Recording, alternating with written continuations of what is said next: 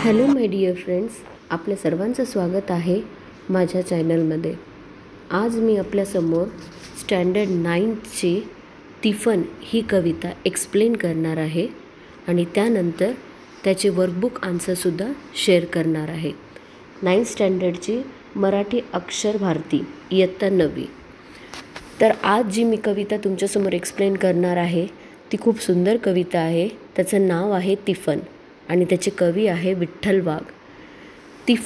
तिफनचा अर्थ तुम्हाला माहिती आहे का? तिफन म्हणजे शेतकऱ्यांचं एक महत्त्वाचं अवजार ज्याच्याद्वारे पेरणी केली जाते बी टाकून, थोडक्यात म्हणजे प्लव. तर याच्यामध्ये मी तुम्हाला आधी सांगेल. काया मातीत मातीत तिफन चालते, तिफन चालते इज नाचते, थै थै ढग ढोल वाजवते. आता या ओळींमध्ये शेतकऱ्यांच्या कामाची, शेतकऱ्याच्या होणाऱ्या कष्टाची, त्याला किती कष्ट करून, किती त्रास सहन करून शेती करावी लागते याचे प्रस्तुत वर्णन कवीने केले आहे. आता काया म्हणजे काय? काळी माती. आणि ईज म्हणजे काय? वीज. तर या ओळीतून लेखकाला कवीला असे सांगायचं आहे की शेतातील काळ्या मातीत पेरणीचे अवजार चालत आहे, जसे काही वर आकाशात वीज थैथै करत आहे आणि खाली ढग ढोल वाजवत आहे. असे सुंदर चित्रण कवीने यात केले आहे. दुसऱ्या स्टँजामधून आपण पाहू. नंदी बैलाच्या जोळीले सदाशिव हकालते, पट्टी बांधून पोटाले पाराबती उनारते, वटी पोटाले बांधते जोई काटीले टांगते, जोई काटीले टांगते, त्यात तांदूळ लळते, त्यात तांदूळ लळते, ढग बरसते.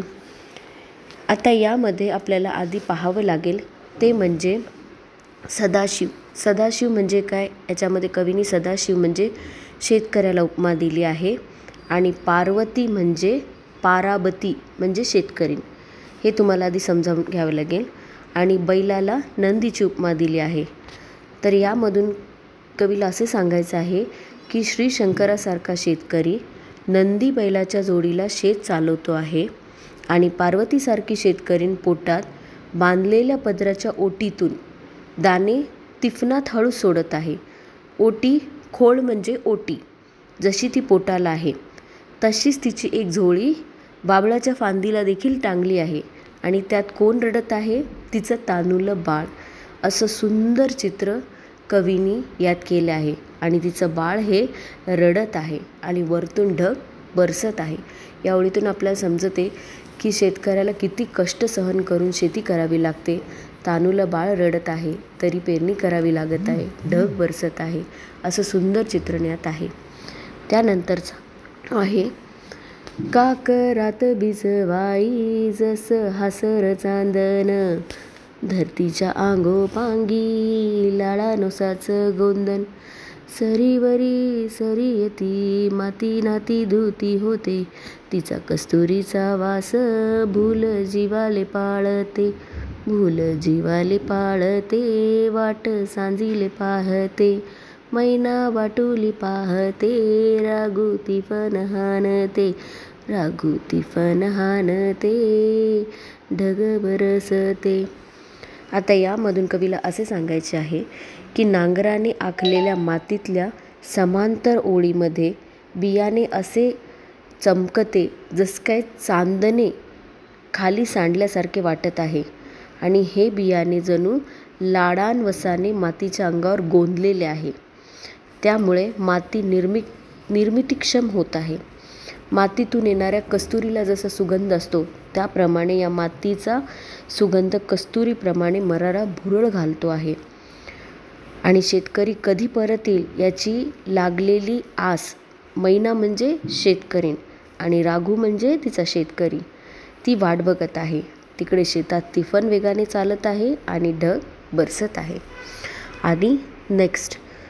वला टाकती तिफन शितू वखर पाहते, पाणी भिजत ढेकूळ, लोणी पाये पायाला वाटते, काया ढेकलात डोया, हिरवं सपन पाहेते, डोया सपन पाहेते, काटा पायात रुतते, काटा पायात रुतते, लाल रगत सांडते, हिरवं सपन फुलते, हिरवं सपन फुलते, ढग बरसते. आता यामध्ये कवीने असे वर्णन केलेले आहे की आता यामध्ये तुम्हाला अर्थ समजून घ्यावे लागेल की हिरवं म्हणजे हिरवं स्वप्न आणि सपन मीन्स स्वप्न. हातातून झेललेले बियाणे तिफन पकडते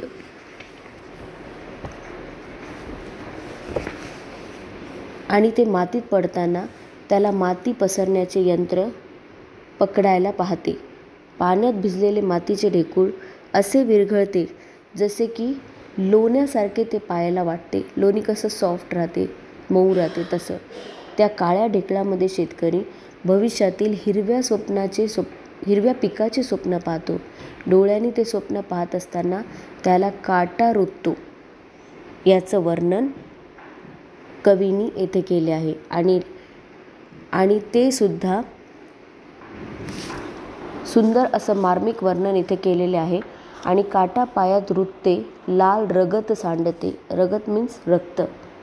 काटा पायात रुतून सुद्धा त्याच्यातून रक्त निघत असलं तरी देखील त्याची चिंता न करता, त्याचं कोणतंही दुःख न करता, त्याची जाणीव न राहता शेतकरी हा नांगरणी करत राहतो, पेरणी करत राहतो.